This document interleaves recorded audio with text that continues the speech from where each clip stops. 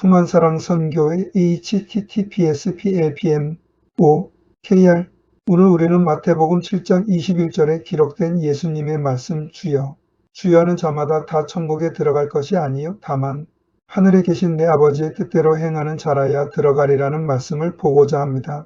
이 말씀은 우리에게 큰 울림을 주며 단순히 입술로 주님을 고백하는 것을 넘어선 진정한 믿음의 의미가 무엇인지 되묻게 합니다. 우리는 오늘 이 말씀을 통해 우리의 신앙생활을 깊이 성찰하고 과연 우리의 믿음이 하나님의 뜻에 합당한지 되돌아보는 귀한 시간을 갖고자 합니다. 일반적으로 예수님을 주여 주여 고백하는 것은 결코 쉬운 일이 아닙니다. 이 고백 속에는 예수님에 대한 깊은 존경과 확고한 신뢰, 그리고 그분을 나의 유일한 구원자이자 삶의 주인으로 인정하는 마음이 담겨 있습니다. 오랜 고민과 기도의 시간을 통해 겨우 이 고백에 다다르는 이들도 많습니다. 그런데 성경은 왜 이처럼 귀하고 어려운 고백을 하는 사람마저도 하나님께서 외면하실 수 있다고 말씀하시는 것일까요? 이는 우리가 예수님에 대해 단순히 아는 것과 믿는 것 사이에는 분명하고도 중대한 차이가 있음을 깨달아야 하기 때문입니다. 우리는 예수님에 대한 지식적인 동의나 피상적인 이해를 넘어서 그분의 말씀에 온전히 순종하며 살아가는 삶을 통해 우리의 믿음을 증명해야 합니다. 바로 이러한 삶의 태도가 진정한 믿음의 본질이라 할 수 있습니다. 히브리서 11장 1절에서 믿음은 바라는 것들의 실상이요 보이지 않는 것들의 증거니라고 명확히 정의됩니다. 여기서 말하는 믿음은 단순히 막연한 바람이나 추상적인 개념이 아닙니다. 그것은 우리가 간절히 바라는 것을 현실로 만드는 강력한 힘이며 눈에 보이지 않는 하나님의 약속을 흔들림 없이 확신하는 분명한 증거입니다. 마치 눈앞에 보이지 않는 씨앗이 언제가 거대한 나무로 자라날 것을 믿는 농부의 마음과 같습니다. 그는 씨앗을 심고 돌보는 행위로 자신의 믿음을 보여줍니다. 성경이 말하는 믿음은 단순히 하나님에 대해서 알고 있거나 심지어 어떤 기적적인 능력을 행하는 것을 의미하지 않습니다. 예를 들어 신학적인 지식을 풍부하게 가지고 있거나 병을 고치거나 예언하는 등의 은사를 행한다 할지라도 그것이 곧 진정한 믿음의 전부라고 할 수는 없습니다. 진정한 믿음은 이러한 외형적인 모습들을 넘어서 하나님 말씀에 목숨을 걸고 순종하는 삶 그 자체입니다. 이는 우리의 전 존재를 걸고 하나님의 뜻을 따르는 것입니다. 성경은 믿음의 선진들을 통해 이 진리를 분명하게 보여줍니다. 히브리서 11장에서는 아벨부터 시작하여 노아, 아브라함, 모세, 다윗 등 수많은 믿음의 사람들의 삶을 나열하며 그들이 어떻게 하나님의 말씀에 순종하고 인내했는지를 증거합니다. 아브라함은 하나님께서 지시하신 땅으로 어디인지도 모른 채 떠났고 모세는 바로의 위협에도 불구하고 백성을 이끌었습니다. 이들은 모두 눈에 보이지 않는 하나님을 믿고 그분의 약속을 바라보며 살아간 이들이었습니다. 그들의 삶은 결코 쉽지 않았지만 믿음으로 말미암아 모든 어려움을 극복하고 하나님의 뜻을 이루어냈습니다. 야고보서 2장 19절은 이 점을 더욱 강력하게 강조합니다. 내가 하나님은 한 분이신 줄을 믿느냐 잘하는도다 귀신들도 믿고 떠느니라. 이 구절은 우리에게 충격적인 메시지를 전합니다. 귀신들도 하나님이 한 분이심을 믿고 심지어 떤다고 합니다. 그들은 하나님의 존재를 부정할 수 없으며 그분의 권능 앞에 두려워합니다. 그러나 이들의 믿음은 결코 구원에 이르는 믿음이 아닙니다. 왜냐하면 그들의 믿음에는 하나님의 뜻에 대한 순종이 전혀 따르지 않기 때문입니다. 이런 사람들은 하나님의 존재를 인정하고 두려워하지만 그분의 거룩하신 뜻에 자발적으로 복종하지 않습니다. 오히려 하나님을 대적하고 인간을 유혹하는 일에 몰두합니다. 이는 지식적인 동의가 구원과 직결되지 않음을 명확히 보여주는 예시입니다. 이처럼 성경은 믿음을 하나님과 예수님 그리고 성령님에 대한 단순한 지식으로 보지 않습니다. 그저 머리로 아는 것은 귀신들도 할 수 있는 일입니다. 중요한 것은 그 지식이 우리의 삶과 행동으로 이어지느냐 하는 것입니다. 그럼 예수님을 믿는 사람들의 삶은 어떤 모습이어야 할까요? 시편 19편 7절에서 9절의 말씀은 우리에게 그 답을 제시합니다. 여호와의 율법은 완전하여 영혼을 소송시키며 여호와의 증거는 확실하여 우둔한 자를 지혜롭게 하며 여호와의 교훈은 정직하여 마음을 기쁘게 하고 여호와의 계명은 순결하여 눈을 밝게 하시도다.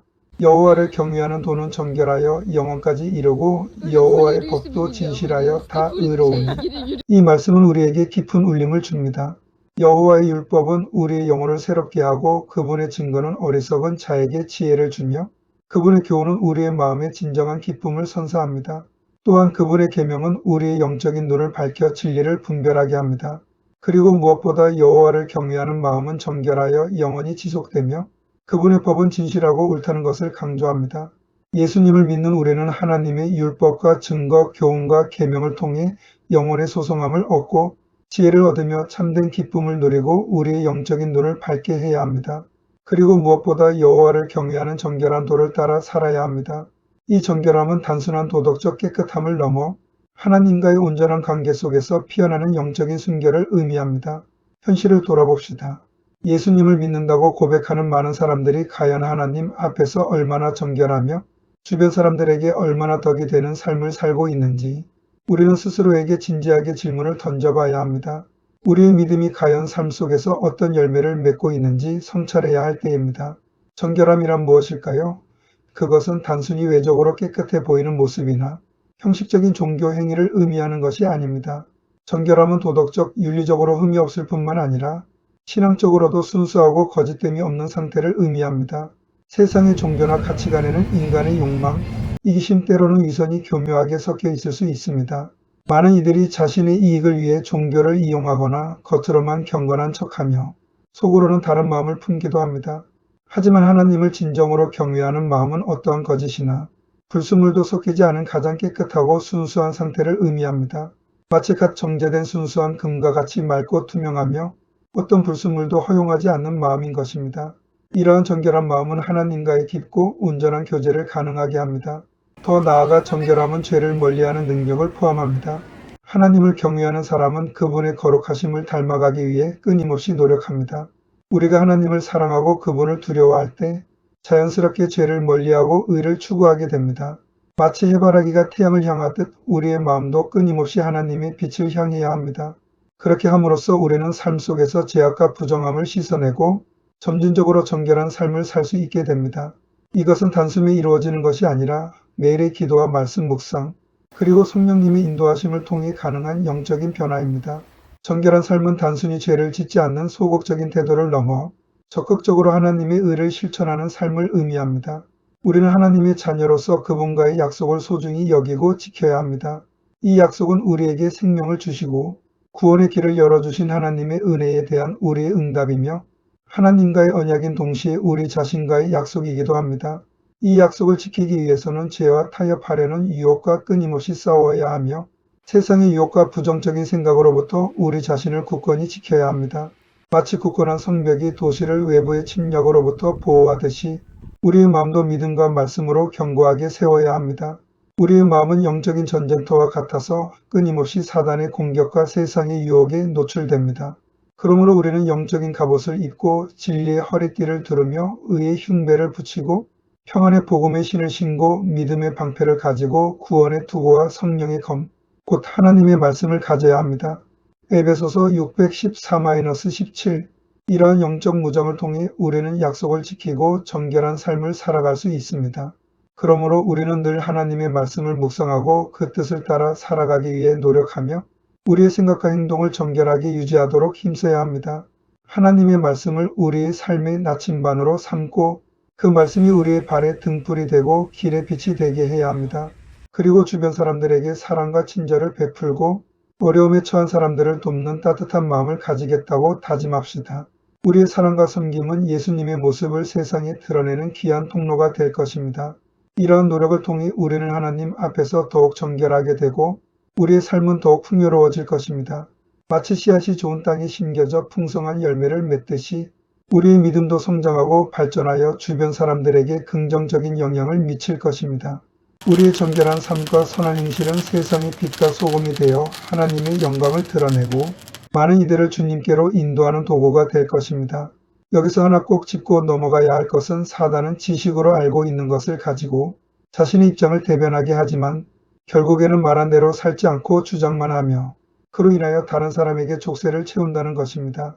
이는 겉으로는 믿음이 있는 것처럼 보이지만 실제로는 그 믿음이 삶으로 이어지지 않는 위선적인 태도를 경계하라는 경고입니다. 사단은 우리가 하나님의 말씀을 지식적으로는 알되 삶으로 실천하지 못하게 함으로써 우리의 영적인 성장을 방해하고 우리를 무력하게 만듭니다. 우리는 이런 사단의 간교한 속임수에 넘어가지 않도록 늘 깨어 있어야 합니다. 우리는 믿음은 단순히 입술로 주여 주여 하는 자가 되지 말아야 할 것입니다. 진정한 믿음은 입술의 고백을 넘어 삶의 순종으로 증명됩니다. 우리의 말과 행동이 일치하는 신실한 삶을 살아야 합니다. 그리고 늘 하나님의 말씀으로 내 삶을 점검해 봐야 할 것입니다. 우리가 지금 걷고 있는 이 길이 과연 하나님께서 기뻐하시는 길인지, 우리의 생각과 동기가 순수한지 끊임없이 말씀을 비추어 성찰해야 합니다.